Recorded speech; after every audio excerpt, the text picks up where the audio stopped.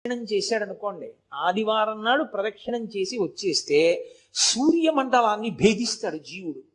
శరీరం పడిపోయిన తర్వాత శరీర పతనానంతరము సూర్యమండలాన్ని ఛేదించి కైలాసంలో శివలోకానికి వెళ్ళి శివ సాన్నిధ్యమును పొందుతాడు. ఒక సోమవారం నాడు ప్రదక్షిణం చేశాడనుకోండి, జరామృత్యువులను దాటతాడు. జరామృత్యువు అంటే వృద్ధాప్యము, మృత్యువు.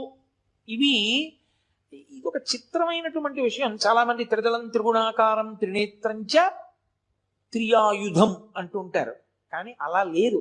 అసలు యథార్థ పాఠం త్రియాయుషం అనుంది.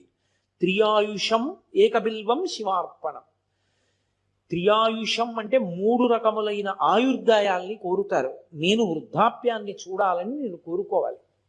బాల్యము, కౌమారము, యవ్వనము దాటి నేను వార్ధక్యాన్ని చూడాలి అని అడగాలి. ఎందుకో తెలుసా?